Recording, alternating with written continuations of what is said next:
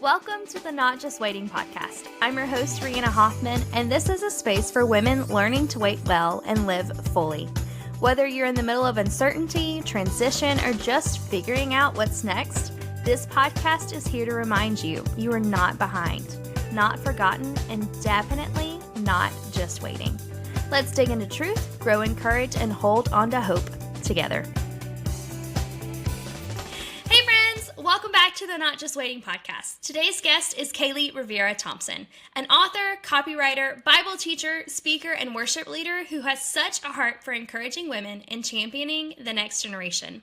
When she's not writing or leading, you can usually find Kaley with a strong cup of coffee in hand, hiking a favorite trail, or sneaking away with her family for a day trip to the mountains. But more than all of her titles and gifts, Kaley treasures her role as mom to her three little girls, Lena, Lily, and Cece. Her wisdom, her creativity, and her passion for pointing others to Jesus shine through in everything she does, and I know that you are going to be so encouraged by this conversation. Let's dive in!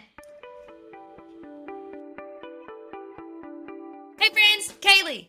I am so stinking excited to have you on the podcast. I've just been talking about it for a couple weeks. My husband has never met you and has heard your name about 1 billion times. And then this morning, I got on Instagram and I noticed that you relaunched Miracle in the Mess, and which is her podcast. We'll link to that below. I listen to it all the time. That's why I'm so excited about it.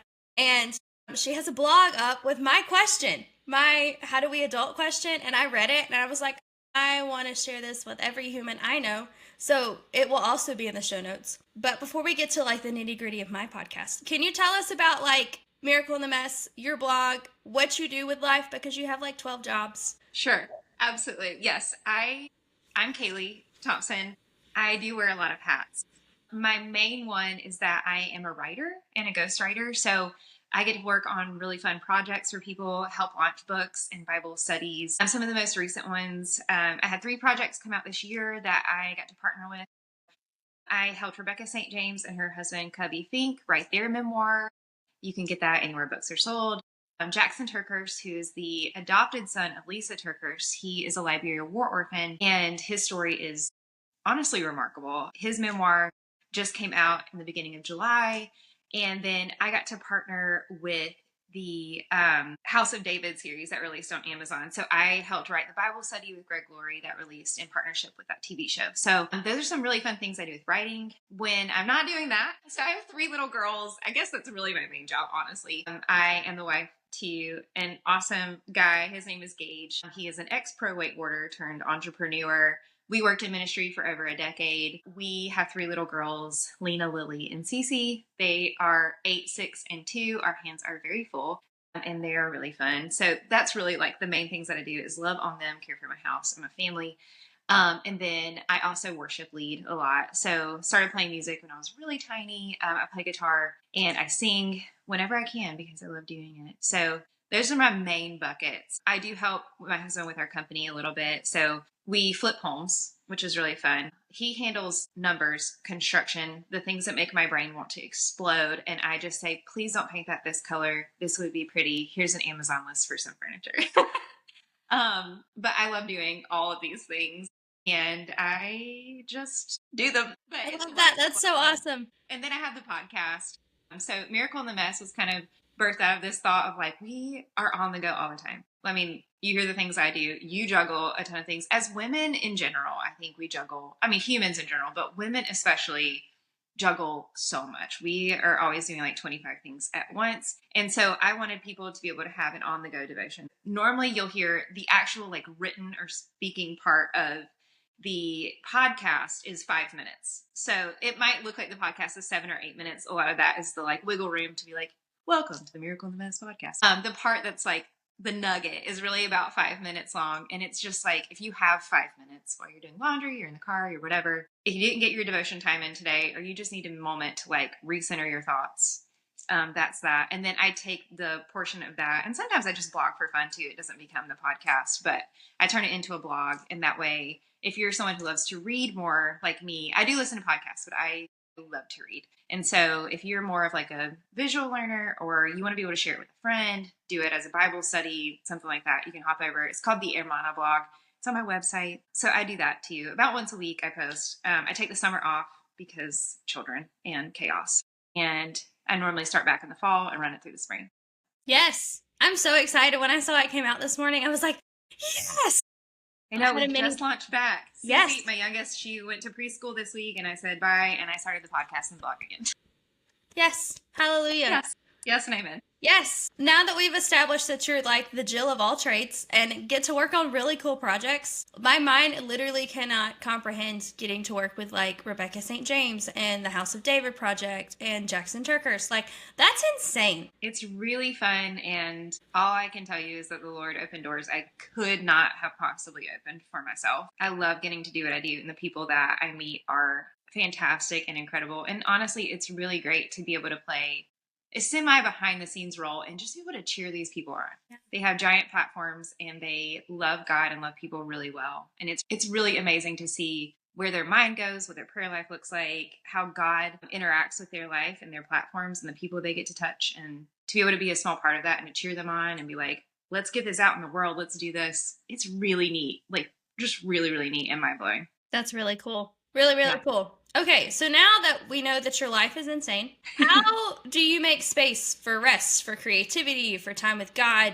in your daily life when you're not ghostwriting for like famous people or leading worship at conferences? Like, how do you make time to do anything? I have a very strict schedule. So I didn't used to always be like that, but I have realized that I cannot say yes to everything. Yeah. And my schedule really helps me to like boil things down. This is what I actually have gaps for. I put everything in that schedule. So I have a written planner.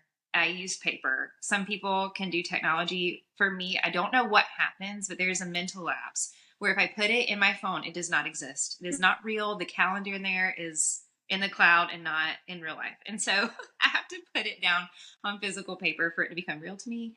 So I have a written planner that I list out. I'm talking about my quiet time. I work in a workout every day, even if it's like a 30-minute walk, but it is scheduled out because I need to block off that time. Almost everything down to a T. My kids' sports, what needs to happen for them at school that day, what we're eating. I mean, it all is in there because then I can like see my life. I know what I can handle. And, you know, I think the backward thing about a lot of this is like, you have to have organization to have spontaneity. Yeah. So if I want time to write and be creative, I have to block off that time. It's not just going to magically happen for me. Yeah. I heard once, like, there are enough hours in the day. And it really like sunk in for me because in my brain, I'm always like, there's not enough hours in the day. There's 25 things I want to do today. But no, there are. And you're actually only meant to work for this much time. And we need rest and need all of these things. And so we plan for that. On Saturdays too, for rest, we do something called Pancake Saturday. And so every Saturday morning, my dad did this when I was a child. And so I carried it over into my family. But it's almost, you know, the Christian concept of a Sabbath, you know, it's this thing that we kick off and we're like, today is pancake day. And we sit down as a family and there's syrup and whipped cream and fruit and pancakes and bacon. You know, it's just fun. Coffee, orange juice, all the things. And my kids know it's Pancake Saturday. And we start the morning off kind of slow. We make this meal together. We hang out. We talk over breakfast. We watch TV. You know, we kind of just have this day on Saturday to chill. Like, it is fun. We live close to the lake. So over the summer, we go out, we spend Saturday on the boat or at the pool. If not, you know, we're going on a hike. We're doing something restful, but still normally fun. And we take a break. We take naps, those sorts of things. So scheduling that time off is very important. I also think there should be gaps that I schedule too, of like, my phone does not exist during this hour of the day. My phone does not exist during this day on the month, those sorts of things. So for me, being extremely scheduled actually creates spontaneity and fun in gaps in time. I love that because that gives you margin to put in the crazy. Yes, it's not just going to naturally happen. Right. Like, we have to have, I think, or at least I have to have the discipline to say, these are my blocks, these are my moments, and this is how I want to live my life, and then kind of work backward from that. Yeah, that's awesome. And like a really practical tool for people to understand, like, because I know a lot of times, we being me and my husband, we get asked to do things and he'll say yes and we'll put it on the Google Calendar, or I'll say yes and we'll put it on our calendar and we'll look and be like, oh man, we have something to do every single night this week, and we try very hard to at least have one night that we don't have something, because very early on we were doing something every night for like 30 days, and then we imploded, and that did not go well. So we've had to learn how many days we can have free, or like if it's a full weekend, we can't do anything on Monday. Like we have to pay attention to what works for us and what doesn't. And with your schedule, you have 3 little people and a husband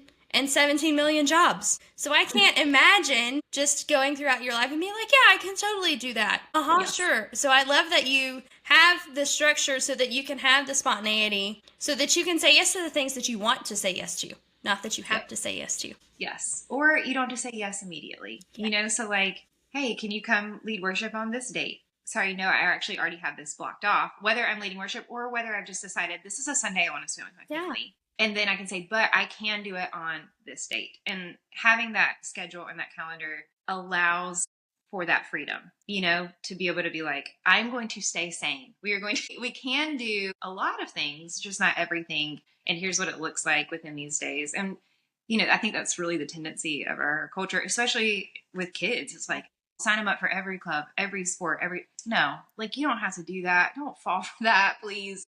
Stay sane. Your time with your family is so important. Pick a couple nights of the week and say, this is a good sports night. This is a good whatever.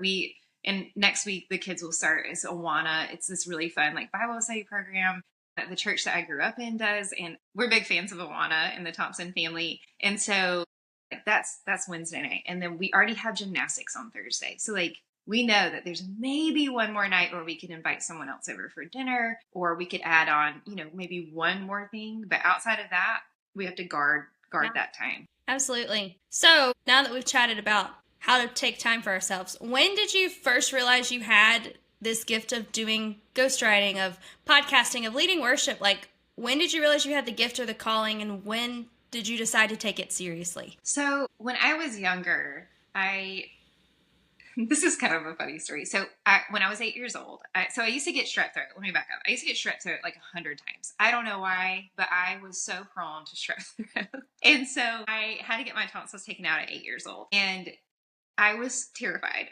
And I started journaling out of this fear of going to the hospital and having to have this surgery. And so my first journal ever, I still have it. It's like cobalt blue and has this giant like frou-frou flower on the front. And I have written in it that I have to get my tonsils taken out and I'm scared, but I get to have popsicle drawn, and ice cream, bullet ice cream drawn. And I have this funny little prayer that I wrote out in it of like, please take care of me. Don't let anything bad happen. You know, these funny little things. And that really was this moment for me where I started journaling. And so I now have over 100 journals. I don't know how to not write, if that makes sense. Like it has always been this anchor for me. And music was always the same way. I grew up in a more traditional Baptist church, and it was honestly wonderful for me. I started singing at like 2 in the church choir.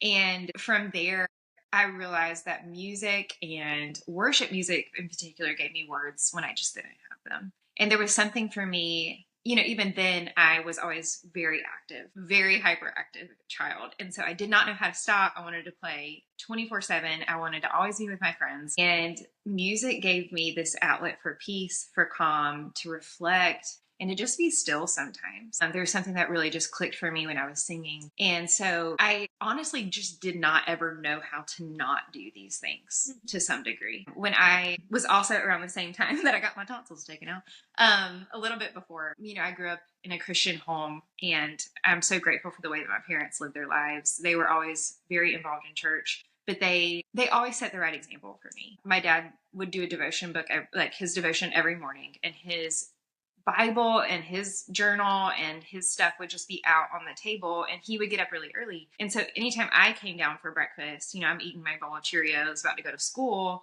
and my dad's stuff is just like still laid out, even though he had already left for work. And so I found myself combing over the Bible studies that my dad was just doing on his own, because it was just right there sitting on the table. And so I had this really deep love for the Lord, and just watching my parents, you know, actually tangibly live out their faith from a very young age. And I don't really have a recollection of not knowing God. Like there's just always this like feeling of his spirit and him being with me my whole life. And I don't take that for granted. Because I know people haven't always had that. My husband didn't get saved until he was almost in college. And so, we've had these conversations of like, I'm like, I don't know what it's like to live without the Holy Spirit. Can you tell me what that feels like? Because I don't know. And I'm very grateful for that. And so when I was old enough for it to make sense, I looked at my parents and I was like, I'm getting baptized. And I was always extremely stubborn and independent. And they were like, we just want to make sure you know what you're saying. And I was like, I do. And I got up and went down front church and I was like, I'm going and you can follow me if you would like. And so I was baptized, I believe 7 years old. My mom might have to fact check me on that one.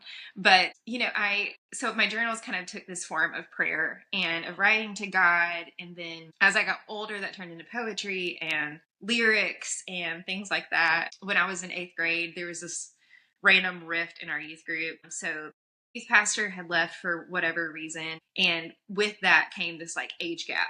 There was like me in 7th or 8th grade, and then we had a lot of seniors. There was some in between, but like there was kind of a hole there.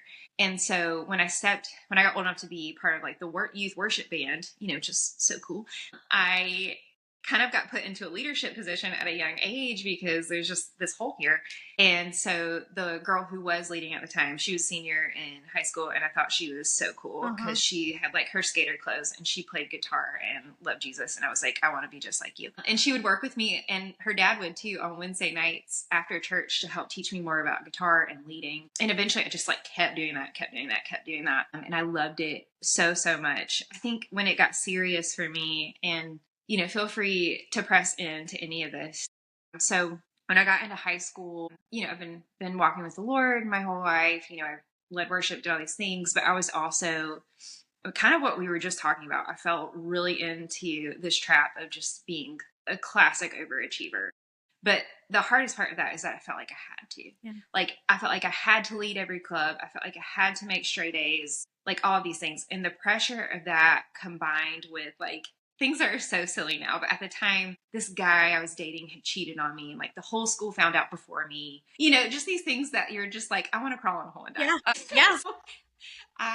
The weight of everything, I think, just at some point started to crush me, and I did not know where to go, how to handle it. And I think now there's way more of an open conversation around mental health, but back then it just was not talked about. I did not know what I was experiencing were panic attacks. I did not know the cloud that kind of hung over me was a form of depression. I couldn't figure it out. And on top of that, some of the girls that I thought were in my corner started to bully me. I mean, it was just this like giant storm for me that I could not figure out. And with that, I turned to an eating disorder to find control. So it wasn't like I looked in the mirror one day and was like, I'm not pretty enough. I'm not skinny enough. It almost like wasn't this hatred I had towards my body. It was me longing for something to control what my life felt like it was completely spiraling. Yeah. And out of that, because I played a lot of sports and was very active, I wasn't eating enough. Yeah. And I remember I was running down the soccer field. I loved soccer. I thought I wasn't that good. So like, don't hear me be like, I was going to play in college. I'm talking about like when I thought I could play in college, I'm talking about like a tiny, tiny school who might just like be like, we're recruiting anyway. So I was at a summer camp. I knew there was like some collegiate people there. And I was like playing my heart out, because I'm like, maybe there's a chance. Who knows? Yeah. And I remember getting really woozy, and I say black out, but I don't think I was like fully incapacitated, but like on the field, I could not go any further. My whole vision felt blurry, and I was taken to the college I was playing at, the infirmary, and they're like, you need to go home. And so I went home, we went to the doctor, ended up discovering, like, we didn't own a scale. Again, my weight was not something that like I even had in my mind. I had dropped it. I've never been like a big person to begin with. So me losing weight was not ideal by any stretch. And so they, when they weighed me, they were like, you've lost quite a bit of weight. Did you know? And I was like, no. And so for this season, sports got taken away from me until I could gain weight back because there was risk of like literally like my heart stopping, scary things like that.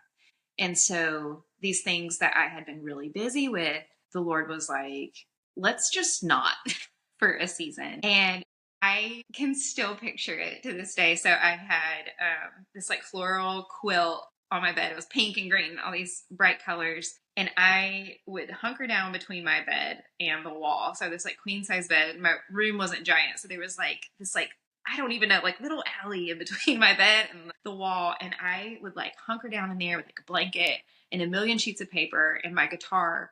And I just wrote and wrote until I finally felt free. Yeah. I would sit in there and just like play music and cry out to God. And that's when I discovered and started to take this seriously, because I realized that worship was a weapon. Yeah. That these things that I had been given were my ability through the Spirit to fight back against what was coming against me. And in that season, there were some extremely dark things that I felt, that I heard, that I did not know what to do with. And I had to lean into the Holy Spirit, which I had never really done before, and to trust that God was fighting on my behalf. And things got really real for me, because I felt like I could tangibly feel this battle for my soul, and also this battle for my sanity. Yeah. There was a huge mental battle there for me at a really young age, when I did not know how to like form words for it, or have any vocabulary really for what I was experiencing. And so slowly but surely, through singing and writing, the Lord really pulled me out of that pit. It would take me years to break some of those mental patterns, but I did find freedom. And that's what really activated that passion for me to be able to hand this tool to others. Because if I would have only known, I wish I would have known the power of our words and the power of music, and asking God to just come and move on our behalf, to invite him into this space that we're dealing with. I think it would have changed so much. And so yeah, now I do what I do because it changed my life so much then. And that's how it became so serious for me, and why I am so passionate about doing this and seeing other people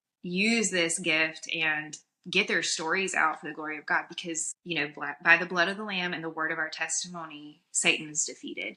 And so the more stories we can get out and share, whether it's through song or music, the more people can find victory, can become overcomers, because they're like, oh my gosh, I'm not alone. Yeah. And someone else has done this before me. So if God did it then, he can do it again. Yes, absolutely. One of my favorite things about the story you just told was you were in a waiting season, whether you realized it or not, and you didn't just passively wait.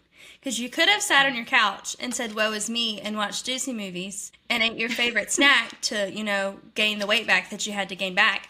Instead, you took it almost with both hands, was like, okay, Lord, what are you going to do with this season? And you let him use you for that.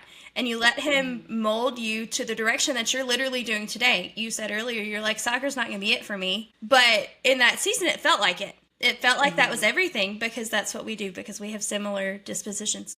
And so when you let the Lord take you through that very hard season, like if you were to look back and look at your college self and be like, hi, the Lord is so good and here's what he did that you couldn't have seen 10 years ago. Like, there's no way you would have known that you would be ghostwriting for super famous people, or leading worship with super famous people, or leading conferences and speaking and raising 3 tiny little beautiful humans. You would have no idea in that season when you're passed out on the soccer field and told to, hey, you got to go home. And it seemed like it was the end of the world. Everything was crushing in. Your brain was doing crazy, wild stuff. You didn't have coping mechanisms, but the Lord still used it, even though it felt like you were in the middle of a dark hole. Been there, have that experience too.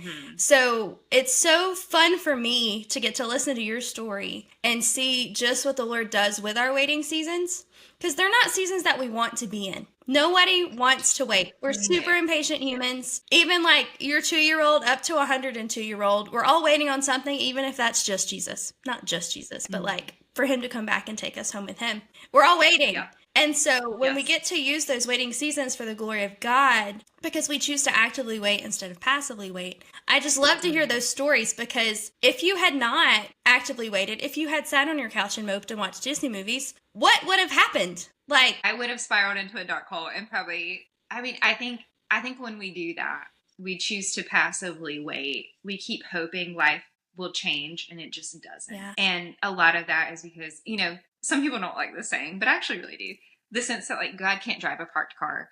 God can do anything, so like take it or leave it. But, just that thought of like, you can pray about it and pray about it and pray about it. But like when we look in the Bible at all the people that Jesus healed, he normally asked something of them. Yep. Pick up your mat stretch out your hand. There's so much there. And so, go and tell, rise and walk. There's so much there. And it required some form of action on their part. Did Jesus do most of the work? Did his healing actually come from him? 1,000%. We cannot beat down doors. We cannot create our own healing. All of that is in vain. However, we can choose to worship God in the middle of it. We can seek his word. We can get after, if you're like me, and I still have mental health struggles, so I stay in counseling. I do take a medication to help me. My friends and my husband are very aware when I am not in a good season. And I'm like, I need you in my corner. Here's what's going on. So there is some action that has to happen on our part to really experience healing. I think about the man at the pool when Jesus came and sat down beside him. He's like, do you want to be healed? And that question sometimes it just lingers in my mind, because if I want to be healed, then I have to act. There's some form of action required on my part. And it's not that we create our own healing, but it is that we put ourselves at the feet of the Savior in a position where he can heal us, where we're willing to pick up our mat, stretch out our hand. Because if we don't, literally, we're just chilling. We're just chilling by the pool, looking at all the other people getting in and wondering why we haven't experienced it for ourselves. And sometimes I think the answer to our prayers are our own actions. Hey friends, if you've been wondering how to step more boldly into your calling, I have to tell you about something that changed my life. The Go and Tell Gals coaching certification. I went through this program and it equipped me with the tools, the confidence, and the community that I needed to coach and lead with kingdom purpose. Over 9 weeks, you'll learn a proven method, get real-time feedback, and be surrounded by women who are just as passionate about making disciples and making a difference. Doors are open now for the next cohort, so if you're ready to invest in what God put on your heart, go to goandtellgals.com to apply. And when they ask you who referred you, be sure to put my name. Let's step into this together. Now back to our conversation.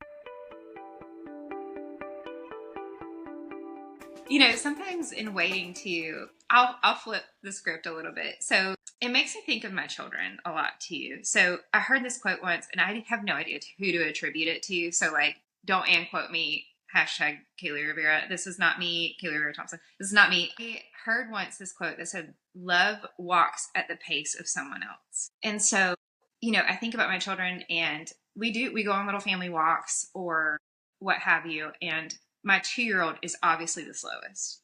She not only is just tiny and her feet can only go so fast, but she's like, oh, a rock. Oh, an acorn. Oh, there's a butterfly, and there is every kind of stop along a walk with a 2-year-old. And if you have small children or you have small children just even in your life, this, they barely can get from the front door to the car without picking up something or fixing their diaper or, God knows what. Yes. But as people who love these tiny people in our lives, we are required to slow down, and my temptation, because I am a on the go girl, I want to run 1,000 miles an hour. I want to accomplish everything that I possibly can within a day. If I have 5 minutes before I need to leave, I'm like, what can I do with this 5 minutes? It's too much. What motherhood has taught me though, is to wait well. And sometimes that means to slow down or walk at the pace of someone else. And so, when I think of my children, I'm required to go slow. And I think sometimes too, God is asking us to slow down in our waiting. So sometimes we haven't achieved that thing yet because we're not ready for it. And God's going to give it to us in a season when we are. And so walking at God's pace, even though I want to sprint to the end of this waiting period, he might have me walk slow, to stop and look at the flowers, to see everything that's going on in this season of pause and of waiting, because there's something there. And we're going to miss it if we're trying to sprint when God wants us to walk. You know what I mean? And so I think there are definite seasons of waiting too that are so purposeful. And if we're just mad, we're stuck in this waiting cycle, we're going to miss everything. Absolutely. So I think waiting is also this learning to just walk at a different pace. Maybe it's the opposite of that. Maybe your waiting season is speed on up, maybe even sitting still for too long, So I think sometimes we need to ask God in our waiting season, what pace am I moving at? Yeah. How do you want me to walk with you and not be lagging 20 steps behind or trying to drag you by the hand 20 steps forward to get you where I want you to go? Where do you want to take me? How do I walk in lockstep with you so that I'm moving when you're moving. I'm going where you want me to go. And that is significantly easier said than done. But often our waiting looks like that. Just walking at the pace of love, walking at the pace of someone else. And when we're in relationships too, we can't force our spouse to do anything. We can't look at our friend who's in a hard time and figure it out for them. And that goes for our children too. I want them to make the right choices, and sometimes they just don't. And I can't force them. And so sometimes we have to get on their level, be at their pace, and just love them where they're at. And when we're waiting well with other people, sometimes it looks like that too. Just slowing down, being where they're at, and just helping them take that next step forward. Absolutely. Kaley's given all the nuggets today. Is there anything else you want to tell our listeners before we pop off? I think really just something I made a note about would just be holding life with open hands. I know that you kind of alluded to this, but just, I think, doing all the things and, juggling a lot, I think we're able to do that well when we realize it just all belongs to the Lord anyway. In releasing kind of our grasp on what we do and who we are as our identity, and letting our identity just be as a son or a daughter of the Lord. So I think, just a backstory is that my husband and I, we served in ministry for a very long time. We met working at the same church, and without getting into too many details, the way that first chapter of ministry ended for us was not pretty. We were abruptly let go for no real reason, and things were stripped from us very quickly. We were kind of excommunicated and not allowed to share with our volunteers that we were even leaving. I mean, it was hard. It was very messy, and it was a very tough season. And I think that was a moment, we were in our early 20s. We were just little ministry babies. We didn't know what we were doing, and helping pastor a church. And that's wild. And so big church, thousands of people. And so, we were put in a position really young where we realized we are serving God, but even God things can be taken away because they belong to Him in the first place. And so when we sit in our season and we look at what we're doing, we look at even our children, and that I think is so hard as moms, but we're this actually all belongs to God. He can give, that's biblical. He gives and He takes away. And so, I think even trusting Him when He takes something away, when He's put us in a waiting season, when we look at the podcasts we run, the things that we do, we can do it, but it's up to Him to bless it. Can plant seeds, but it's up to Him to water it and let it grow. And sometimes I think, the harvest is plenty and we've got so many seeds and things sprouting up everywhere.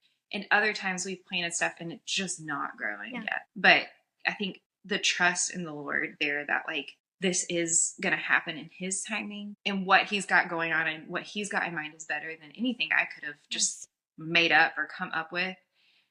Is so helpful in that sense of yes, we can do the things, but we hold it all with an open hand. This is, Lord, anything you bless me with is yours. Lord, this day that you've given me is yours. Lord, these messy dishes to wash, this laundry that I've got to do, X, Y, and Z, it's actually all yours. And I think that gives us really, when we go into our everyday life, this posture of thankfulness and gratitude and just a peace when things aren't necessarily going our way, or you're like me and you've got to do 4 loads of laundry later and you just don't want to do them.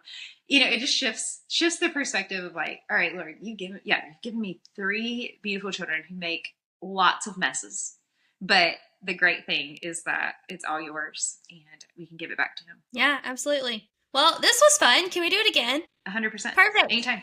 I want to talk to you for an hour now, but I shan't because we have things to do. But friends, this has been so much fun. I am going to leave Kaley's Instagram, Kaley's podcast, Kaley's blog, Kaley's website, and probably the links to all the books she's ghostwritten in the show notes. So be sure to check those out. For real, get on it. I love it. Can't wait to listen to it. Because I haven't gotten in my car today. I listened to Miracle Mess in my car.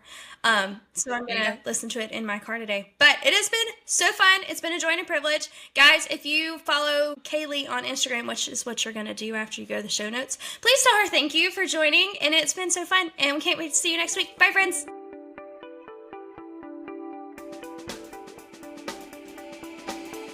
Hey, friends. If you've been encouraged by the Not Just Waiting podcast, I've got something special for you. We've designed a brand new t-shirt that speaks right to the heart of our community. On the front, it says loved, seen, becoming. 3 words that remind us who we are in Christ, right in the middle of whatever season we're walking through. It's more than a shirt. It's a declaration of truth you can carry with you and share with the world. Whether you wear it to Bible study, coffee with a friend, or just around the house, this tee is a simple way to encourage yourself and spark meaningful conversations. You can grab yours today by heading to the show notes and clicking the link, or you can search the Loved, Seen, Becoming t-shirt on Etsy. Let's wear our reminder together. You are loved, you are seen, and you are becoming who God made you to be. Thanks for listening to the Not Just Waiting podcast. I hope today reminded you that even in the in-between, God is working, and you are not alone. If this episode encouraged you, would you share it with a friend? And don't forget to hit follow so you never miss a moment of truth, hope, and real conversation. You can find me on Instagram at rihanna.ivy.hoff and join the community over on Substack for deeper reflections and weekly encouragement. Until next time, take heart, friend. God is in the waiting with you.